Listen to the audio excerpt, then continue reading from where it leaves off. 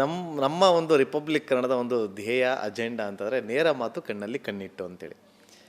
ನಾನು ಹಾಗೆ ನಿಮಗೆ ಒಂದು ಪ್ರಶ್ನೆನ ಕೇಳಬೇಕು ಅನ್ನಿಸ್ತಾ ಇದೆ. ನಾನೊಂದು ಸುಮಾರು 13 ವರ್ಷ ಆಯಿತು ನಿಮ್ಮ ಹೇಳಿಕೆಗಳನ್ನ ಗಮನಿಸಿದ್ದೀನಿ. ತುಂಬ ನಿಮ್ಮ ಎಲ್ಲವನ್ನು ಕೂಡ ನಾನು ಫಾಲೋ ಅಪ್ ಮಾಡಿದ್ದೀನಿ. ಮುಂಚೆ ಮೋದಿಯವ್ರನ್ನ ಇಷ್ಟಪಡ್ತಾ ಇರಲಿಲ್ಲ ಪ್ರಕಾಶ್ ಬೆಳವಡಿಯವರು, ಆದರೆ ಇತ್ತೀಚೆಗೆ ಯಾಕೆ ಮೋದಿಯವರ ಬಗ್ಗೆ ಒಲವು? ತಲ್ವಾರ್ ಶೂಟಿಂಗ್ ಮಾಡಬೇಕಾದ್ರೆ ಪ್ರತಿಭಾ ಇವರು ಪ್ರಹ್ಲಾದ್ ಡ್ಯಾನ್ಸರು ಅವ್ರು ನನಗೆ ಹಿಂದಿನ ಪರಿಚಯ. ಅಲ್ಲಿ ಮಧು ಕಿಶ್ವರ್ ಅವ್ರು ಬಂದಿದ್ದರು ಅವ್ರ ಮನೆಗೆ. ಆಮೇಲೆ ನನ್ನ ಯಾಕೆ ಕರೆಸಿದ್ದೀರಾ ಅಂದೆ. ಮಧು ಕಿಶ್ವರ್ ಹೇಳಿದ್ರು, ನಾನು ನರೇಂದ್ರ ಮೋದಿ ಅವ್ರದ್ದು 9 ಗಂಟೆ ಇಂಟರ್ವ್ಯೂ ಮಾಡಿದ್ದೀನಿ, 9 ಗಂಟೆ ಕಾಲದ ಇಂಟರ್ವ್ಯೂ ಮಾಡಿದ್ದೀನಿ. ಇದು ಯಾವಾಗ ಹೇಳ್ತಿರೋದು? 2013 ಮಾಡಿದ್ದೀನಿ.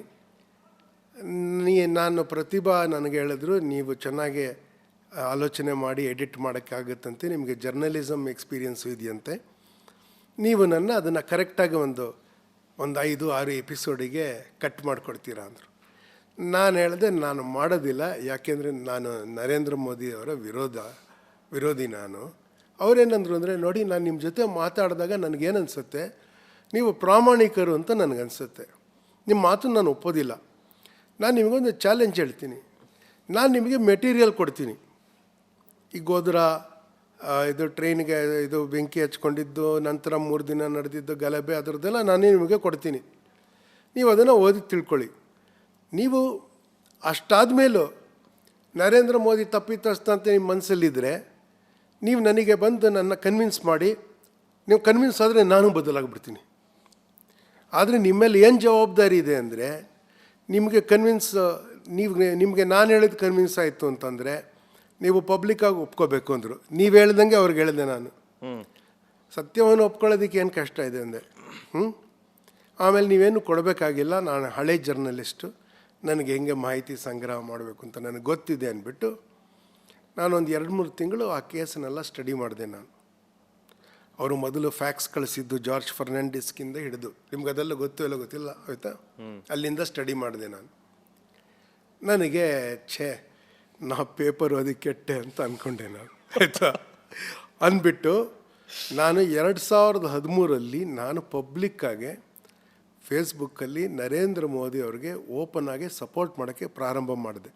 ಸುಪ್ರೀಂ ಕೋರ್ಟ್ ಇತ್ತು, ಒಂದು ಎನ್ಕ್ವೈರಿ ಪ್ರಾರಂಭ ಮಾಡಿದ್ರು, ಅದನ್ನು ತುಂಡರಿಸಿ ಇನ್ನೊಂದು enquiry supreme court monitored enquiry ಮಾಡಿದ್ರು.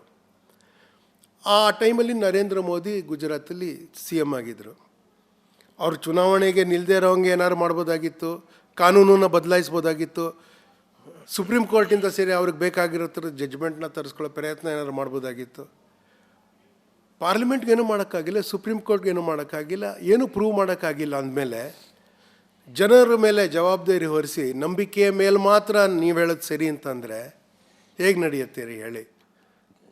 ಅದಕ್ಕೆ ನರೇಂದ್ರ ಮೋದಿ ಅವರಿಗೆ ಇವರು ಕ್ಯಾಂಪೇನ್ ಮಾಡಿ ಗ್ಯಾಂಗಪ್ ಮಾಡಿ ಅನ್ಯಾಯ ಮಾಡಿದ್ರು ಅಂತ ನನಗೆ ಆವಾಗ ಅನಿಸಿತ್ತು. ಈಗಲೂ ಅನಿಸಿದೆ, ಚಿಲ್ಲರೆ ವಿಷಯಕ್ಕೆಲ್ಲ ಅವ್ರಿಗೆ ಟಾರ್ಗೆಟ್ ಮಾಡ್ತಾನೆ ಇರ್ತಾರೆ ಅಂತ ಅನಿಸುತ್ತೆ. ಮತ್ತು ಇನ್ನೊಂದು, ನಾನು ಹಳೆ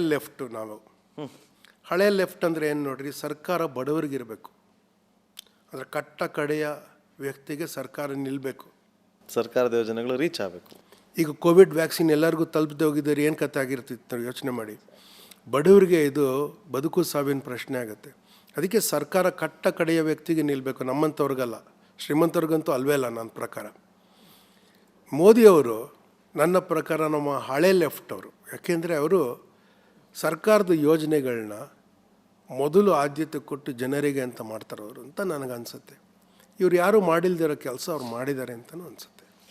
ಈಗೆಲ್ಲ ಕೇಳ್ತಾರೆ 10 ವರ್ಷ ಆಗ್ತಾ ಬಂತು, ಏನು ಮಾಡಿದ್ದಾರೆ ಪ್ರಧಾನಿಯವರು ದೇಶಕ್ಕೋಸ್ಕರ?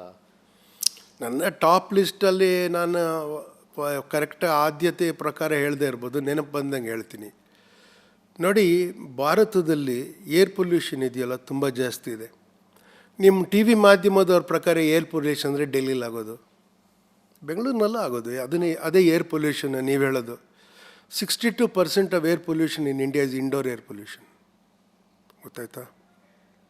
ಅಂದರೆ ಮನೆಯಲ್ಲಿ ಸೌದೆಯನ್ನು ಸುಟ್ಟು, ಹಸಿ ಸೌದೆಯನ್ನು ಸುಟ್ಟು ಅಲ್ಲಿ ಇಲ್ಲಿ ಆಯ್ಕೆ ಮಾಡ್ಕೊಂಡು ಬಂದು ಎಲೆಗಳನ್ನು ತಂದು ಸೊಪ್ಪು ತಂದು ಸುಡ್ತಾಯಿದ್ರೆ, ಆಯಿತಾ, ಭ್ರೂಣದಲ್ಲಿರುವ ಮಗು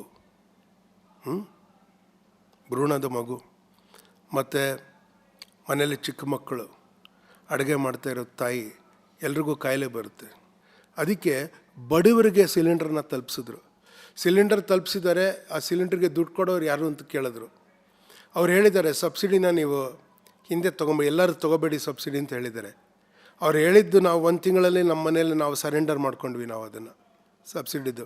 ಶ್ರೀಮಂತರು ಎಷ್ಟು ಜನ ಮಾಡಿದ್ದಾರೆ, ನಾವು ಮಾಡಲ್ಲ ಅಂತ ಹೇಳೋರು ನನಗೆ ಗೊತ್ತಿರೋದು ಜಾಸ್ತಿ. 4,68,000 ಕೋಟಿ ರೂಪಾಯಿಯಷ್ಟು ಸ್ಯಾಂಕ್ಷನ್ ಮಾಡಿದ್ರಲ್ಲ ಅವರು ನಲ್ ಸೆ ಜಲ್ಗೆ. ಭಾರತದಲ್ಲಿ ಎಷ್ಟಿತ್ತು ರೀ ಅದಕ್ಕೆ ಮುಂಚೆ? ಅವರು 2019 ಹೇಳಿದ್ದು ಎಷ್ಟು ಮನೆಗೆ ಈಗ ಕನೆಕ್ಷನ್ ಆಗಿದೆ. ನಾನು ಲೇಟೆಸ್ಟ್ ಫಿಗರ್ ನಿಮ್ಗೆ ಹೇಳೋಕ್ಕಾಗಲ್ಲ, ಯಾಕೆಂದರೆ ಅಷ್ಟು ಬೇಗ ಚೇಂಜ್ ಆಗ್ತಾಯಿದೆ. ಒಂದು ಕಾಲದಲ್ಲಿ ದಿನಕ್ಕೆ 1 ಲಕ್ಷಕ್ಕೂ ಹೆಚ್ಚು ಜಾಸ್ತಿ ಕನೆಕ್ಷನ್ಸ್ ಮಾಡ್ತಾಯಿದ್ರು ಅವರು. 1 ಲಕ್ಷಕ್ಕೂ ಜಾಸ್ತಿ ಎವ್ರಿ ಡೇ ಮಾಡಿದ್ದಾರೆ ಕನೆಕ್ಷನ್ಸು ಡ್ರಿಂಕಿಂಗ್ ವಾಟರು. ಅವ್ರ ಎದುರುಗಡೆ ಅವರಷ್ಟು ಸಮರ್ಥ ಒಬ್ಬ ನಾಯಕ ಪ್ರಧಾನಿ ಆಗೋಕ್ಕೆ ಯೋಗ್ಯ ಅಂತ ನನಗಿನ್ನೂ ಅನಿಸಿಲ್ಲ. ಅನ್ಸಿದ್ರೆ ಮನಸ್ಸು ಬದಲಾಯಿಸ್ಕೊಂಡು ಅವ್ರಿಗೆ ಓಟ್ ಹಾಕ್ತೀನಿ ನಿಂತ್ಕೊಂಡ್ರೆ.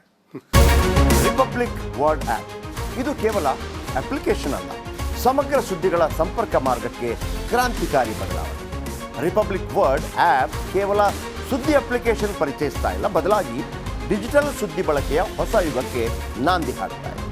ಇದೊಂದು ಬ್ರೇಕಿಂಗ್ ನ್ಯೂಸ್, ಪ್ರಭಾವಶಾಲಿ ಕಾರ್ಯಕ್ರಮಗಳಿಗೆ ಗಟ್ಟಿಯಾದ ವೇದಿಕೆ.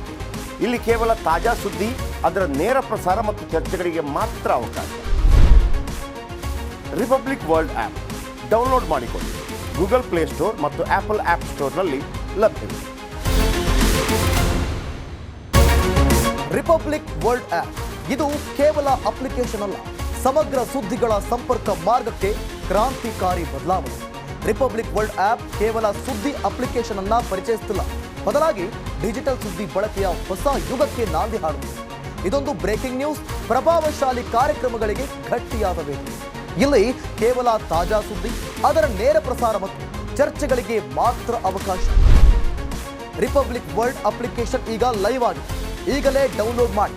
ಗೂಗಲ್ ಪ್ಲೇಸ್ಟೋರ್ ಮತ್ತು ಆಪಲ್ ಆಪ್ ಸ್ಟೋರ್ ಎರಡರಲ್ಲೂ ಲಭ್ಯವಿದೆ.